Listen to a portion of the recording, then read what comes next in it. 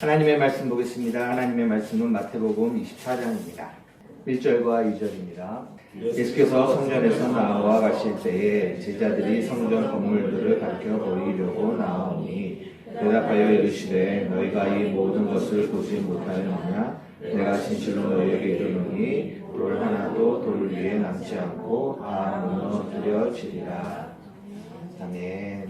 제가 어제 목사님한테 연락을 받았거든요. 근데 연락을 받았을 때 제가 뭘 보고 있었냐면은 요즘에 넷플릭스에서 나는 신이다 라는 올릴까요? 말씀하시면 제가 스스로 하겠습니다. 넷플릭스에서 나는 신이다 라는 그런 다큐가 한 8편 정도가요 나왔어요. 보셨어요? 예, 자녀들과 함께 보시면 안 돼요. 좀 찐합니다. 근데 그게 나왔는데 정명석에 대한 이야기, 아가동산에 대한 이야기, 만민중앙교회에 대한 이야기 몇 가지 이야기들이 이렇게 다큐로 나왔어요. 근데 일반 공영방송에서 나오지 않고 넷플릭스에서 나왔기 때문에 굉장히 리얼한 내용들이 되게 많이 나옵니다. 그걸 이제 보고 있다가 이제 담임 목사님이 이제 서라라고 명령하시고 아멘하고 순종하고 이제 했는데. 물론 이제 저희 교회에서는 지금 로마서를 나누고 있는데요. 로마서를 할까 하다가 그러지 말고 오랜만에 친정을 왔는데 그냥 요즘에 있었던 이런 일들을 가지고 여러분들과 함께 그냥 이렇게 나누고 하는 이런 시간들을 한번 좀 가져보자라는 마음으로 이렇게 말씀을 준비했습니다. 거기 보면은 너무나 이렇게 막 이게 마음이 우라가 치밀어요. 너무나 어떻게 똑똑하고 그런 사람들이 그렇게 말도 되지 않는 그런 이단들에게 빠져서 이렇게 갈까라는 그런 생각들. 가정이 파괴되어지고 한 사람이 파괴되어지고 육체가 파괴되어지는 것도 파괴되어지는 거지만 영혼이 파괴되어져 가잖아요. 그런 모습들을 이렇게 바라보면서 굉장히 마음이 아팠습니다. 근데 그래요. 그런 사람들은 예전에도 있었고요. 지금도 있어요. 그리고 아마 정명석이라는 사람이 지금 이렇게 깜빵에 갇혀 있지만 그 사람이 가도 또 누군가는 또 올 거예요. 근데 저는 뭐예요? 성도를 지켜야 하는 입장에 있는 사람이잖아요. 그런데 제가 성도를 지킨다고 밖에 나가서 정명석과 같은 사람을 막 싸울 수는 없어요. 수없는 많은 정명석과 같은 사람이 있으니까. 그러면 이 목회자로서 그러면 제가 그 영상을 보면서 이 목회자는 도대체 무엇을 해야 하나 이런 생각이 드는 거죠. 그러면 우리 성도를 지켜야 되는 거거든요. 그럼 어떻게 지켜야 되나? 맨날 따라다니면서 지킬 수 있습니까? 그럴 수 없다는 거죠. 그러면서 그런 생각을 해봤던 거죠. 왜 저들이 미혹을 받는가? 여러분, 저들이 왜 미혹을 받을까요? 성경은 이렇게 이야기하고 있습니다. 야고보서 1장 14절 한번 찾아보십시다.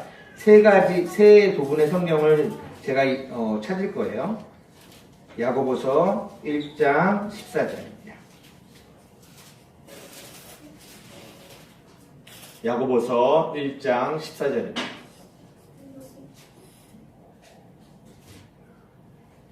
찾았어?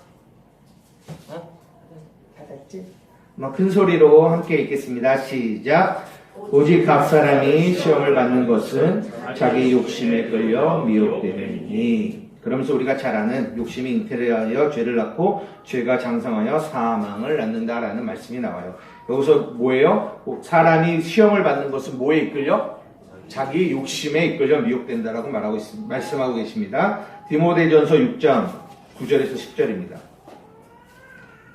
디모데전서 6장 9절에서 10절입니다.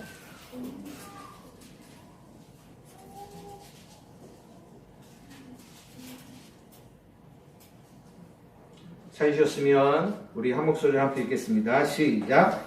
구하려 하는 자들은 시험과 올무와 여러 가지 어리석고 해로운 욕심에 떨어지나니 곧 사랑으로 파멸과 멸망에 빠지게 하는 것이라. 10절입니다. 돈을 사랑함이 일만하게 뿌리가 되나니 이것을 탐내는 자들은 미혹을 받아 믿음에서 떠나 많은 근심으로 자기를 찔렀도다. 이 디모데전서 역시 많은 사람들이 미혹에 넘어지는 이유를 욕심에 있다라고 말하고 있습니다. 마지막으로 하나만 더 찾아보겠습니다.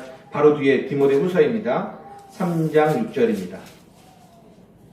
6절에서 7절입니다. 함께 읽겠습니다. 시작. 그들 중에 남의 집에 가만히 들어가 어리석은 여자를 유인하는 자들이 있으니 그 여자는 죄를 중히 지고 여러 가지 욕심에 끌린 바 되어 항상 배우나 끝내 진리의 지식에 이룰 수 없느니라. 이 세 성경 구절에서 공통적으로 나오는 단어가 있는데 그 단어가 뭐라고요? 욕심이에요. 욕심. 헬라어로는 에피투미아라는 말인데요. 욕심, 자기 욕망. 이게 무슨 말이냐면 결국은 이들의 마음에는 뭐가 있다? 욕심. 욕심이라는 말은 내가 중심. 우리가 이제 목사님 통해서도 배웠지만 죄의 뿌리가 뭐라고 했어요? 자기가 중심이 되는 거죠. 내가 중심이 되는 마음. 탐심, 우상 숭배 다 동일한 얘기입니다. 내가 중심이에요. 나를 위해서 하나님이 있는 거죠. 그래서 우리가 기도를 할 때도 중심이 누가 돼요? 내가 돼요. 나의 필요를 위해서 전능하신 하나님께 구하는 거죠. 그래서 내가 중심이 되어 사람이 중심이 되어 하는 모든 신앙생활, 그 안에 욕심이라는 죄의 가장 뿌리가 담겨 있다는 거죠. 그래서 마태복음에는요, 도끼가 어디에 놓였냐면 어디에? 나무의 뿌리에 놓여 있다라고 얘기해요. 나무의 뿌리. 뿌리가 욕심이에요. 근데 그 위에 수많은 열매들이 달립니다. 근데 그 열매들은 다양해요. 하지만 그 다양한 열매들이 있지만 우리가 진짜 봐야 될 거는 그 뿌리, 열매를 열매되게 하는 뭘 봐야 된다? 뿌리를 봐야 됩니다. 뿌리를. 근데 그 뿌리가 뭐다? 욕심이라는 거예요. 욕심. 탐심. 자기를 사랑하는 마음. 자기 중심적인 마음. 옛날에 이런 질문들 많이 하잖아요. 교회 다니면. 예수 왜 믿으세요? 그러면 사람들이 대부분 뭐라고 얘기하냐면 천국 가려고 예수 믿는다라고 얘기를 옛날에는 많이 했어요. 물론 지금은 그렇게 얘기하지 않으시겠지만 옛날에는 천국 가려고. 이게 맞는 말일까요? 천국이 목적입니까? 우리의 신앙생활의 목적이?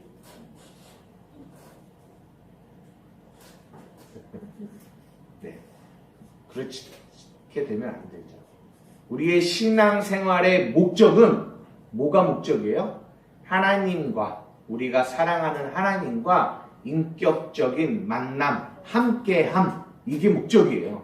천국은 왜 우리가 가려고 하냐면 그곳에 누가 있기 때문에? 하나님이 계시기 때문에 우리가 가려고 하는 거지. 하나님이, 근데 이런 거죠. 왜 예수 믿어요? 천국 가려고. 근데 그 사람들의 마음에 제가 지금 다 그렇진 않겠죠, 물론. 근데 그렇게 말하는 분들의 마음속에 뭐가 있다라는 거 지금 말씀드리려고 하냐면 욕심이 있다라는 거예요. 무슨 욕심이요? 하나님은 없어도 나는 천국은 가고 싶다라는 거예요. 왜? 지옥은 가기 싫으니까. 어떻게 하든지 천국은 가고 싶어요. 그래서 이단에 빠져있는 대부분의 사람들이 결국은 어떤 마음을 가지고 있냐면 하나님이라는 인격적인 우리 존재, 그 하나님에 대한 관계보다는 어디에 관심이 있냐면 천국에 가고 싶다라는 이 욕심 때문에 끌려 미혹된다는 거예요. 그래서 교주가 아무리 이상해도 인간적인 상식으로 생각할 수 없는 어떤 짓을 저질러도 이들의 마음에는 그가 메시아, 그를 따라야 뭐 할 수 있다? 구원받을 수 있다라는 이 생각이 딱 잡히면 그 욕심이 그들을 끌고 그렇게 미혹 가운데로 끌고 가는 거예요.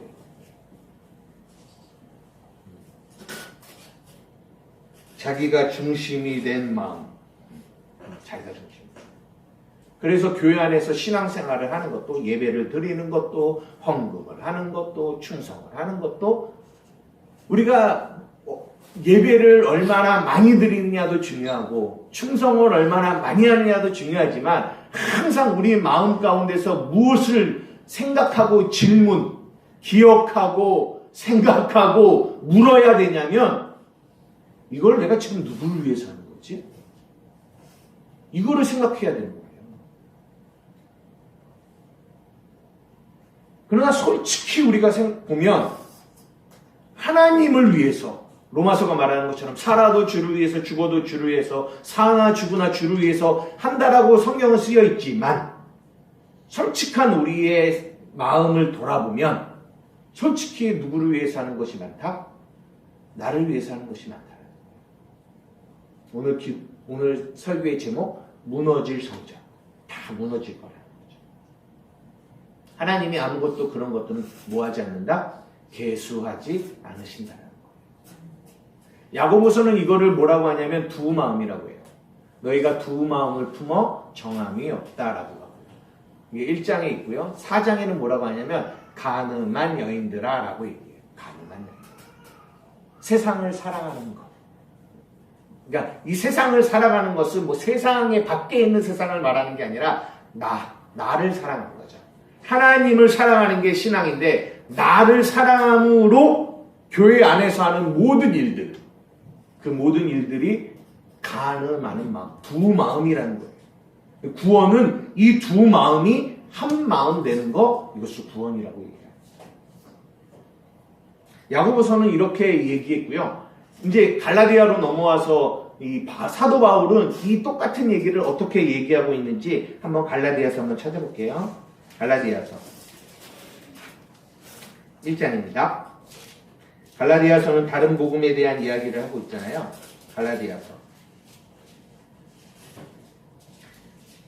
1장 6절에서 10절까지 함께 하나님의 말씀을 읽겠습니다. 갈라디아서 1장 6절에서 10절. 찾으셨으면 한 목소리로 함께 읽겠습니다. 시작. 그리스도의 은혜로 너희를 부르신 이를 이같이 속히 떠나 다른 복음을 따르는 것을 내가 이상하게 여기노라. 다른 복음은 없나니 다만 어떤 사람들이 너희를 교란하여 그리스도의 복음을 변하게 하려 하느니라. 그러나 우리나 혹은 하늘로부터 온 천사라도 우리가 너희에게 전하여 온 복음 외에 다른 복음을 전하면 저주를 받을지어다. 우리가 전에 말하였거니와 내가 지금 다시 말하노니 만일 누구든지 너희가 받은 것 외에 다른 복음을 전하면 저주를 받을지어다. 이제 내가 사람들에게 좋게 하랴 하나님께 좋게 하랴 사람들에게 기쁨을 구하랴 내가 지금까지 사람들의 기쁨을 구하였다면 그리스도의 종이 아니니라. 아멘. 다른 복음에 대한 너희가 진리를 떠나 속히 떠나 다른 복음을 쫓는 걸 내가 이상하게 생각한다라고 얘기하는 거예요. 근데 다른 복음이 뭘까요? 이 다른 복음이 무엇인지 뒤에 쭉 나오지만 이 1장 10절에 뭐라고 하냐면 너희가 누구를 좋게 하랴? 사람들을 좋게 하랴. 하나님을 좋게 하랴. 하나님을 좋게 하는 것은 하나님의 복음이지만 사람을 좋게 하는 건 사람의 복음이에요. 사람 중심인 거죠. 사람의 복음. 그래서 이제 갈라디아서 3장으로 넘어가면 너희가 율법의 행위로 구원받았니? 은혜로 믿음으로 구원받았니? 이 얘기를 하는 거예요. 왜냐하면 사람들이 계속 뭘 얘기하냐면 행위를 얘기해요. 왜 행위를 얘기하는 줄 아세요? 그 행위를 얘기하고 그 행위를 하라고 하면 사람들이 싫어할 줄 알죠? 아니요, 좋아해요. 해요, 그것을. 왜 하는 줄 알아요? 그것을 함으로 인하여 자기의 가치를 막 높이기 때문에. 아, 내가 이거 냈네? 내가 이거 했어. 나 이거 한 사람이야. 그래서 날과 절기를 지켜야 됩니다. 무엇을 해야 합니다. 무엇을 해야 됩니다. 얘기하는데 사람들은 그것을 받고 이야 좋다. 그리고 지켜요. 여러분 사람을 기쁘게 하는 복음은요. 이렇듯 뭐에 집중하냐면 사람의 행위에 집중을 합니다. 사람의 행위. 우리가 일반적으로 말하는 적용이라고 하죠. 물론 적용해야 됩니다. 그러나 복음, 진짜 하나님의 복음은 어디에 집중해야 되는지 아세요?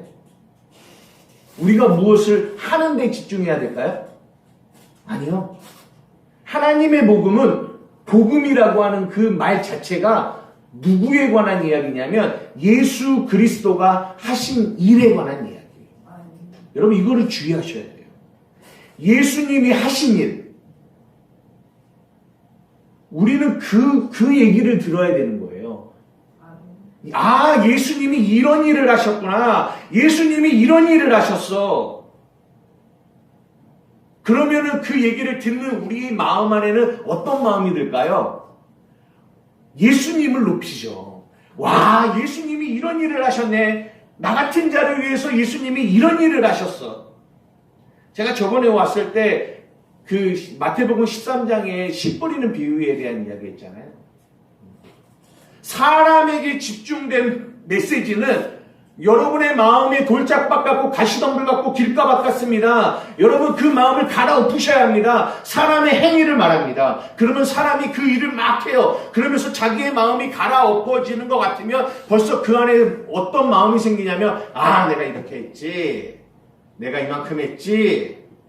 자기의 의의를 챙기는 일들을 한단 말이에요. 근데 성경은 그것을 말하고 있지 않다라는 거예요. 무엇을 말하고 있다고요? 예수 그리스도가 하신 일. 어떤 일이요? 그분의 십자가의 죽으심으로 말미암아 우리는 아무런 자격이 없었는데 하나님이 우리를 뭐 만드셨다? 좋은 밭 만드셨다라는 거예요. 그럼 우리는 그것을 듣는 거죠. 뭐라고요? 하나님이 우리를 좋은 밭 만드셨다고요? 아닌데요. 나는 여전히 내 안에 돌짝밭 같고 가시덤불 같고 길가밭 같은 이 마음이 이 안에 가득한데요. 아니, 누구든지 그리스도 예수 안에 있으면 새로운 피조물이 됐어. 이전 것 지나갔으니 보라 새 것이 됐다. 너희들은 좋은 밭이야. 성경은 복음은 우리에게 이것을 말합니다. 이것이 하나님을 좋게 하는 메시지. 그럼 우리는 그 얘기를 들어요. 복음을 듣습니다. 우리의 연약함을 봐요. 우리의 연약함을 보는데 복음이 우리를 연약한 내가 보고 있는 내 모습대로 말하지 않고 나를 좋은 밭이라고 얘기합니다. 그러면 여기 안에서 하나님의 자녀들 안에서 어떤 마음이 올라오냐면 왜 날 사랑하는 거지? 왜 날 좋은 밭이라고 얘기하는 거지? 예수님 때문에. 예수님 때문에. 나 같은 죄인 살리신 그 은혜 때문이구나. 그래서 그분을 바라보게 돼요. 그분을 바라보게 될 때 내가 노력을 해서 내 삶의 연약함들이 없어지는 것이 아니라 그분을 바라볼 때, 복음이 그분을 바라보게 할 때, 예수를 바라보게 할 때 믿음의 주인 되시고 우리의 연약함을 온전하게 하시는 그분을 바라보게 할 때 그 바라보는 믿음이 우리의 삶에 실제적인 죄와 싸워 이길 수 있는 힘을 그 은혜가 공급하는 거죠. 근데 그분을 바라보지 않고 내가 싸우려고 하면 백전백패라. 이거 이해되십니까? 그러나 사람을 좋게 하는 복음은 예수를 바라보지 않게 하고 우리의 열심과 우리의 노력, 우리의 행위를 바라보게 한다는 거예요. 이게 사람을 좋게 하는 거예요. 뭐라고요? 다 무너질 거. 또 하나, 위로와 격려를 주는데, 위로와 격려는 원하는데 죄를 회개하라는 하나님의 메시지는 원치 않다. 이 사람을 격려하는. 그러니까 교회 안에서 죄를 회개하라는 말을 잘 못해요. 왜요? 사람이 싫어하니까. 그리고 뭐만 원해요? 예, 여러분들을 격려합니다. 여러분들을 위로합니다. 그런 메시지. 그런 메시지들을 듣고 내가 한 주 동안 얼마나 힘들게 살았는데 교회까지 와서 죄를 회개하라는 메시지를 들으면 그런 교회는 원치 않아요. 너무나 많은 교회들이 있어요. 여기 동백만 가더라도 수없이 건물마다 교회가 있어요. 아무 교회 가서 나를 위로하고 격려하는 교회 가면 되죠. 사람을 기쁘게 하는 메시지. 그 메시지를 전하는 자도 듣는 자도 무너질 성전입니다. 여러분 잘 기억하셔야 돼요.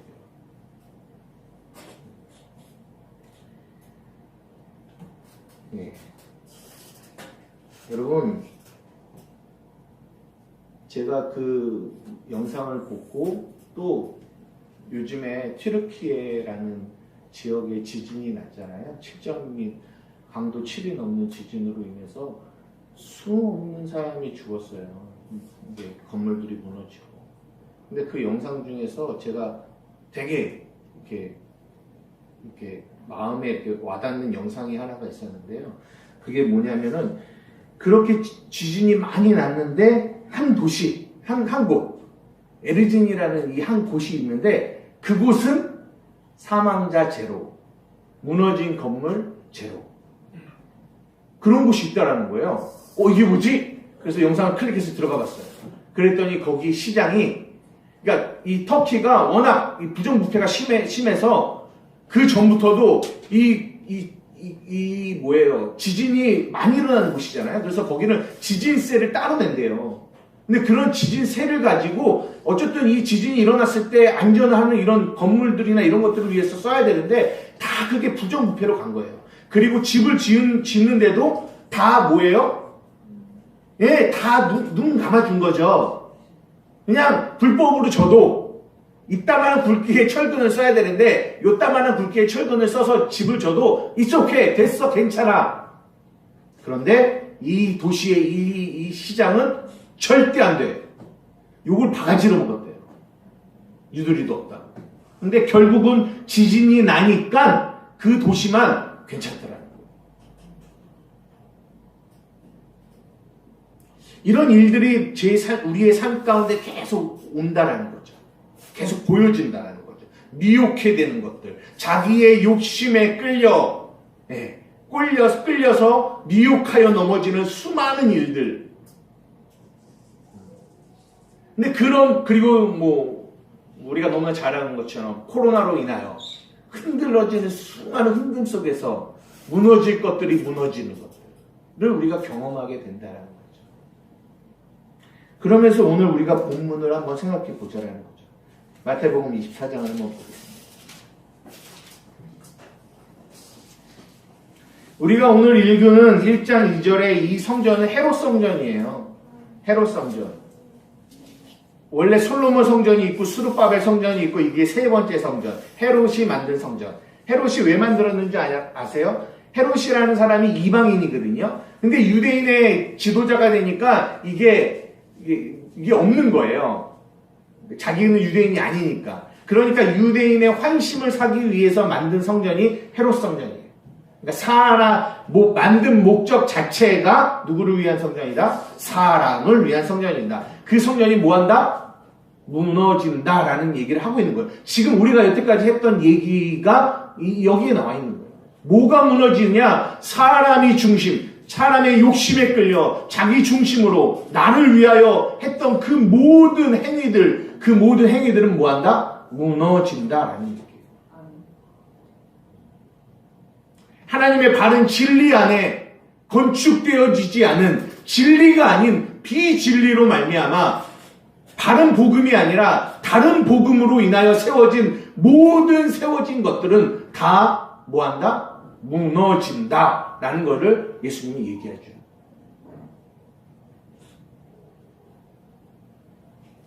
그리고 설교를 이제 마치면서 제가 여러분들에게 뭐라고 설교를 하기를 원하냐면, 여러분 보십시오.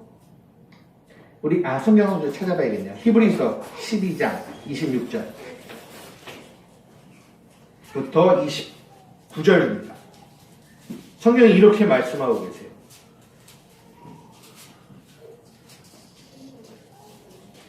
히브리서 12장 26절에서 29절.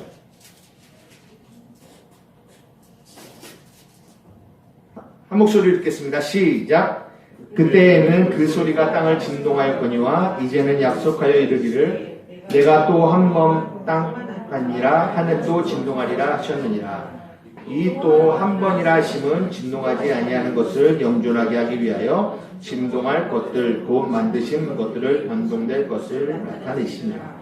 그러므로 우리가 흔들리지 않는 나라를 받았은즉 은혜를 받자. 이로 말미암아 경건함과 두려움으로 하나님을 기쁘시게 섬길지니 하나님은 소멸하는 분이십니다. 말이 조금 어려워요. 이게 무슨 말이에요?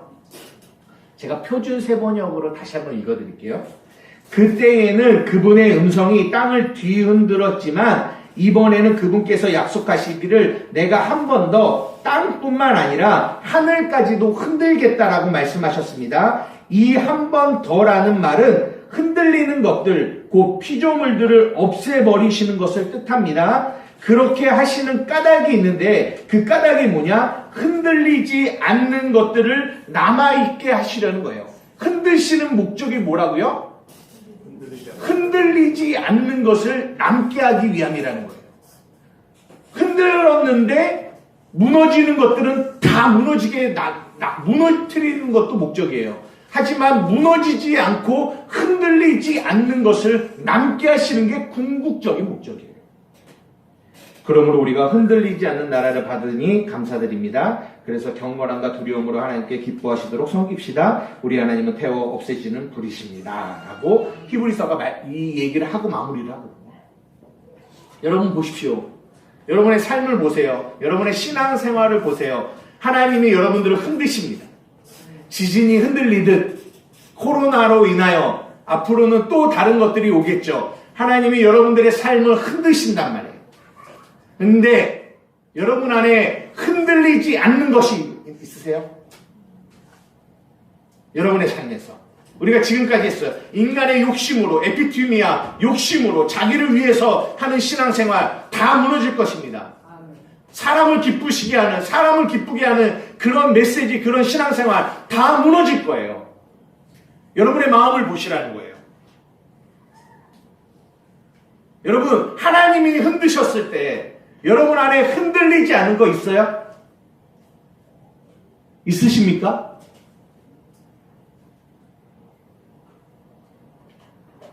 제가 예전 같았으면 어떻게 설교를 했을 거냐면 여러분 흔들리지 않는 게 있냐고요? 없죠? 여러분 회개하십시오.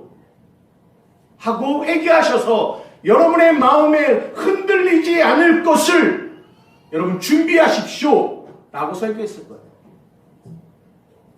물론 이렇게 설교해도 크게 나쁘지는 않을 거라고 생각이 들어요. 그러나 제가 아까도 말씀드린 것처럼 복음이 이렇게 얘기하면 벌써 누가 주인공이 돼요? 여러분들이 주인공이 돼요. 내가 무엇을 해야 된단 말이에요. 흔들리지 않는 어떤 것을 내가 준비하기 위해 내가 어떤 것을 노력을 하고 내가 어떤 것을 해야 돼요. 이게 복음이 아니라니까요. 복음은 뭐냐? 하나님이 흔드시는데 나를 봤더니 내 안에 수없는 욕심으로 말미암아 다 뭐 할 거다? 다 무너질 거라는 거예요. 다 무너질 거라는 거예요. 아무리 아닌 척하고 신앙생활을 해도 내가 나를 아니까 내가 나도 알고 그 불꽃 같은 눈으로 쳐다보시는 하나님이 우리를 봤을 때 우리 안에 이 욕심과 탐심과 나를 사랑하는 이 마음으로 하고 있는 거 하나님이 아신다니까요. 사람은 속이지만 우리는 못 속여. 하나님은 못 속여요. 낱낱이 드러납니다. 다 무너질 거예요. 어떤 거든. 목사라고 다릅니까? 아니요. 신앙생활 20년, 30년 했다고 다릅니까? 아니요. 다 똑같아요. 근데 복음이 뭔지 알아요? 복음이 뭔지 아십니까? 복음은 기쁜 소식인데 뭐가 기쁜 소식이에요? 다 무너진다는데 흔들리지 않는 거, 흔들리지 않는 편안함 뭐가 있어요? 여러분 안에? 누구요? 예수님 있다는 얘기하는 거예요. 예수님 있다라는 얘기하는 거예요. 여러분에게서 나오는 것들은 다 무너질 건데 하나님의 은혜로 말미암아 아무리 흔들어도 흔들리지 않는 반석과 같으신 그 예수님이 어디 계시다? 내 안에 계시다. 내 안에 계시다. 여러분 보십시오. 우리 마태복음 24장 다시 한번 보세요. 마지막 때에 이런 일이 있겠다라고 얘기하잖아요. 근데 그 중에 대표적인 게 뭐냐면 처처에 뭐가 있다? 7절 민족과 민족이 나라가 나라를 대적하고 일어나겠고 곳곳에 기근과 뭐가 있다? 지진이 있다라고 얘기해요. 이게 말세의 징조예요. 딱 뭘로 얘기하냐면 기근과 지진이 있다라고 얘기해요. 기근이 뭐예요? 뭐가 없는 거죠? 물이 없는 거죠. 물이 없는 거죠. 물이 없는 게 기근이에요. 메마르는 거죠. 마르는 거예요. 사랑이 식어지는 거예요. 모든 우리의 삶의 감정이 메말라져 가요. 그런데 그게 말세란 말이에요. 근데 그 메마른 이 세상 근데 그 안에 메마르지 않는 강같이 흘러나는 뭐가 있어요? 생수의 강. 누구요? 예수 그리스도. 그분이 어디 계세요? 내 안에 계시다. 지진이 있다고요. 흔든단 말이에요. 7점, 8점, 9점으로 막 흔들어요. 나는 다 무너지고 있는데 내 안에 무너지지 않고 견고하게 서 계시는, 영원히 변하지 않고 항상 그 자리에 계셔서 우리를 지키시는 그 예수님 어디 계시다고요? 내 안에 계시다. 처처에 기근과 지진이 있는데 내 안에 영원한 생수로 나를 먹이시는 그 예수가 내 안에 계시고, 모든 것이 다 흔들리는데 흔들리지 않고 나의 안에 계시는 그 예수님이 어디 계시다? 내 안에 계시다. 13절. 그러나 끝까지 견디는 자는 구원을 얻으리라. 여러분, 끝까지 견딘다라는 말을 들으니까 여러분 먼저 뭐가 생각나세요? 그래, 끝까지 견뎌봐야지. 이게 끝까지 견디는 걸까요? 성경이 그거 얘기하는 걸까요? No! 여기서 말하는 끝까지 견디는 것은 내 노력과 내 힘으로 저기 죄가 막 있는데 안 볼래, 안 할래, 이런 끝까지 견딤을 말하는 게 아니에요. 성경이 말하는, 여기서 말하는 끝까지 견디는 자는 구원을 받는다라는 것은 이 세상에 수없는 기근과 지진으로 말미암아 세상에 어떤 것이 있다 할지라도 내 안에 계신 그 주님 바라보고 끝까지 견디는 자는 구원을 받는다라는 얘기를 성경이 하고 있는 거예요. 누가 주체예요? 예수님이 주체시라는 거예요.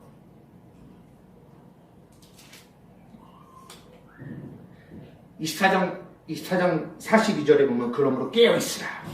어느 날 주가 임하는지 너희가 알지. 깨어있으라. 무엇이 깨어있는 걸까요?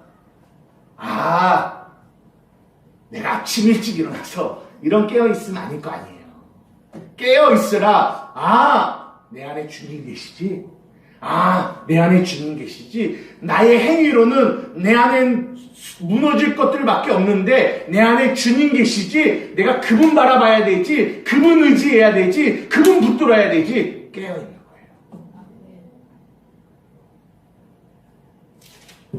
24장을 사람이 중심이 되어 보면 사람이 할 일만 보여요. 그런데 복음으로 보면, 하나님의 복음으로 보면 이 안에 예수님이 계시다니까요. 예수님. 그분이 그 일을 하고 계시다라는 거예요. 그러면 우리는 뭐예요? 그분을 바라보는 거예요. 그분을 바라보는 거예요. 그래서 31절에 택하신 자들을 부르신다는 거예요. 택하신 자들이라고 딱 정해놨어요. 왜요? 택하신 자들 안에 누가 있어요? 예수님이 계시니까요. 누가 깨어있을 수 있어요? 누가 끝까지 견딜 수 있어요? 오직 내 안에 택하신 백성들, 하나님의 자녀들만 이 일을 할 수 있다는 거예요. 여러분 아멘이십니까? 아멘. 말씀을 맞춰요. 찬양을 부를 거예요. 제가 원래 그 사람 얼마나 하려고 했는데요. 갈보리로 바꾸려고요. 여러분, 제가 요즘에 고민이 있어요. 고민이 뭐냐면, 원래는 교회를 했어요. 목사가 있잖아요. 성도가 있어요. 그죠? 근데 이 뒤에 누가 계세요? 하나님이 계시거든요. 근데 그분은 뭐예요? 살아계세요. 그분은 살아계신 분이거든요. 그럼 예배는 뭐예요? 목사와 여러분이 만나는 건가요? 아니요. 목사가 전한 이 메시지 듣고 나 오늘 예배 드렸다라고 돌아가면 그게 예배인가요?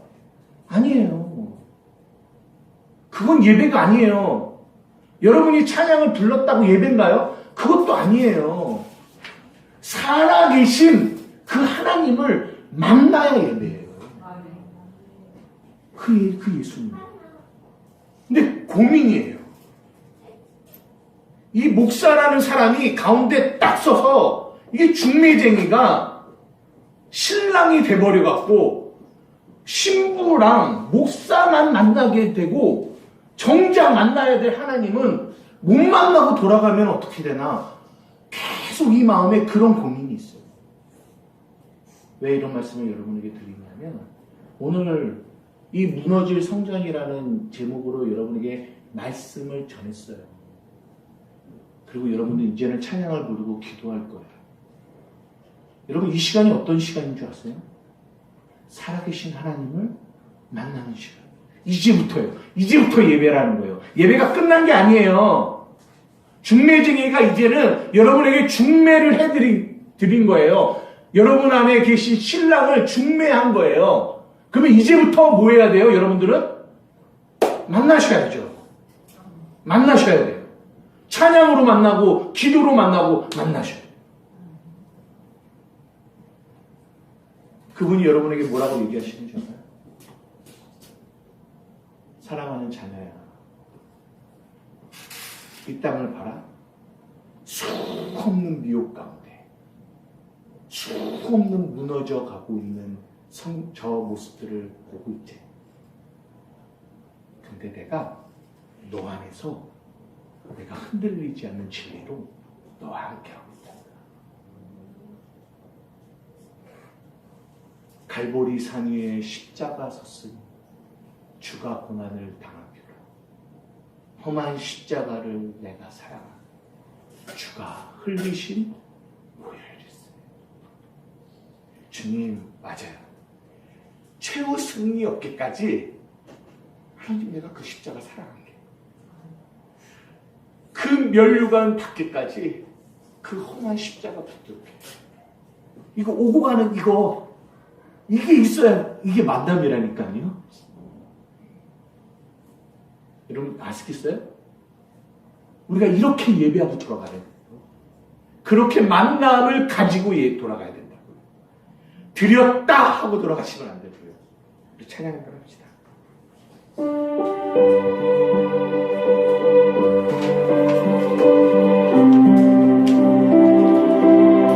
여러분 안에 계신 주님을 주목하십시오. 그분을 향하여 찬양하는 겁니다. 갈보리 산 위에 갈보리 산 위에 십자가 섰으니 주가 고난을 당하도다. 험한 십자가를 내가 사랑하는 주가 보혈을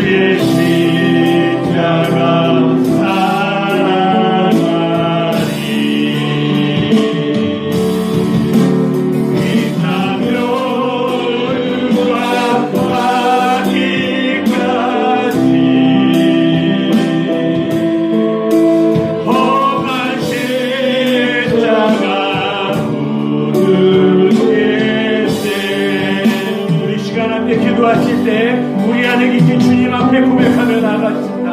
아버지 고맙습니다. 아버지 고맙습니다. 하나님 다 무너질 것인데 무너지지 않는 예수님으로 말미암아 내가 구원을 받았습니다. 아버지 고맙습니다. 최후 승리의 어깨까지 그 십자가 붙들고 살아가겠습니다. 우리 주님의 이름 한번 부르며 기도하며 나아가시겠습니다. 주여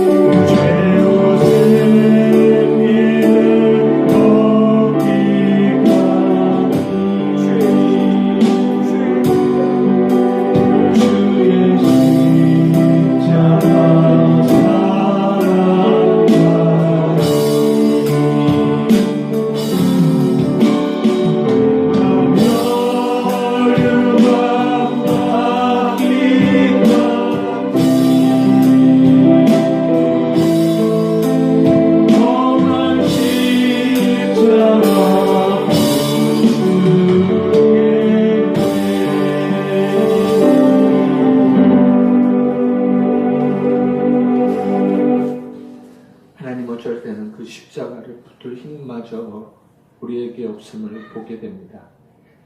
하나님, 그럴 때마다 심령의 가난함으로 우리 안에 계신 주를 바라볼 수 있는 우리 넘치는 교회 식구들이 되게 하여 주시옵소서. 언제나 그 자리에서 우리의 메마른 심령, 우리의 메마른 감정 가운데 은혜의 단비를 부어주신 우리 아버지 고맙고 감사해요. 수없이 흔들릴 것들 천지뿐인 내 삶에 하나님 흔들리지 않는 그 견고함으로 나를 지켜주신 우리 아버지 너무나 고맙고 감사합니다. 날마다 그 주님 사랑하며 살아갈 수 있는 저희들의 삶이 되게 하여 주시옵소서. 주의 종을 붙들어 주시고 육체를 강건하게 하셔서 다시 일어나 주의 복음을 부여잡고 아버지의 마음을 증거할 수 있는 아들이 될 수 있도록 도와 주시옵소서.